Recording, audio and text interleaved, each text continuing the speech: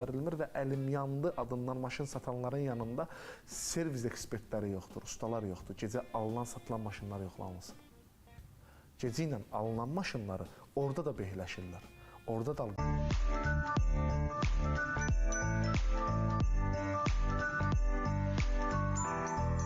Bugün də çox maraqlı bir mövzumuz var. Ucuz avtomobillər, gizli qalan məqamlar və Əlimyandıda satılan avtomobillər, eləcə də orada sizin bilmədikləriniz.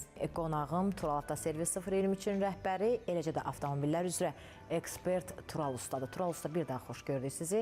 Avtomobil almaq istəyən, satmaq istəyən, yaxud da avtomobildə düzgün qərar vermək istəyən, seçimi düzgün etmək istəyənlər, gözünüz, diqqətiniz, fikriniz ARB-də olsun, Maqazin Plus-da olsun, Tural usta açıqlayacaq. Tural usta, bu günləri avtomobillərin qəfil qiymətinin düşməsinin əsas səbəbi nədir?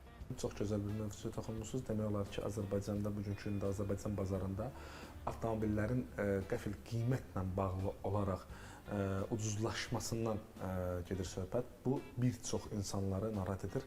Ən çox da olaraq avtomobil almaq istəyənlər, bazara üzünü tutan insanlardan gedir söhbət. Burada nədir rol? Birbaşa olaraq ikinci əl olan avtomobillər, üçüncü əl olan avtomobillər var ki, bunlarda bəli, ucuzlaşma baş verib. Səbəb dırnaq arası iş adamlarının, fırıldaqçıların deyək ki, burada böyük bir rol oynamasıdır. Onlar qiymət baxımından ucuzlaşan maşınlar ikinci əl avtomobillərdir. Onu səbəb gətirə bilərəm.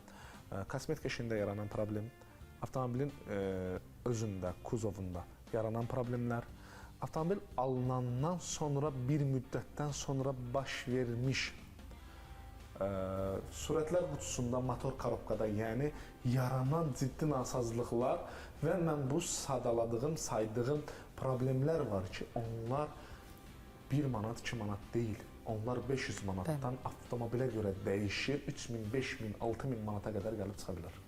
İndi bəzi insanlar düşünür ki, avtomobili aldım, artıq bununla bağlı heç bir problemim olmayacaq, heç bir narahatçılığım olmayacaq və mən bunu 3 il, 5 il sürəcəm. Amma elə deyil. Yəni, gizli məqamları siz açıqladınız. Bəli, amma elə deyil, qətiyyən elə deyil. Heç kim fikirləşməsin ki, təzə və yaxud da ki, gedib ikinci əl avtomobil alacam, ona 5 il əl vurmadan mən maşınımı sürəcəm.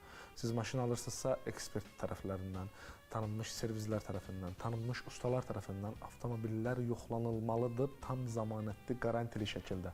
O halında yoxlanılmalıdır ki, siz avtomobili alqı-satqı etdiyiniz zaman sizin hansı servizdə avtomobiliniz yoxlanırlarsa, o maşında sizə qaranti verilməlidir ki, bu maşının kuzovunda, mühərrikində, daxili yanma və sürətlər qutusunda heç bir problem yoxdur. Bunu bəli, siz bugünkü gündən sonra 3 il, 5 il və müəyyən bir probeqa əsasən idarə edə bilərsiniz. Tural usta həqiqətən də gündəmi alt-üst edəcək, açıqlama verəcək.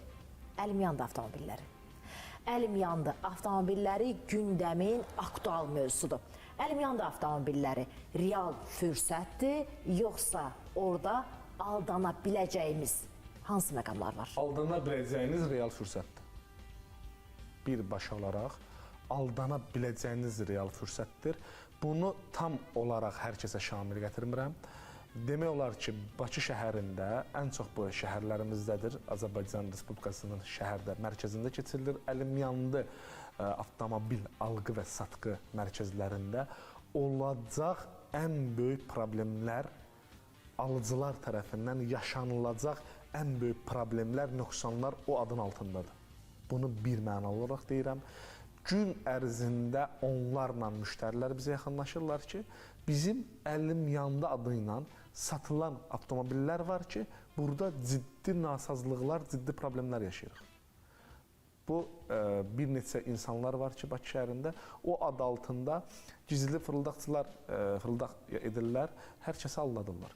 Dəfələrlə olub ki, bizim servisimizə, bizim yanımıza bu cür insanlar yaxınlaşıblar ki, mən maşın almışam, rayondan gəlmişəm. Ən çox da aldanan şəxslər rayon cəmatıdır, rayon əhlidir. Oradan Bakıya üst tuturlar, maşın almaq haqqında gəlirlər və Bakıdan elə çıxar-çıxmaz ki, rayona çatandan bir az müddətdən sonra aldandıqlarını bilirlər. İkinci əl avtomobillər o demək deyil ki, bunlar ucuz, maya dəyərindən aşağı, yəni gecə ilə çıxarılır satdığa və yaxud vaxtın baxmayaraq bu əlim yandıdadır, mənim həqiqətən də ehtiyacım var, adımda satılır, qardaş, problemim var.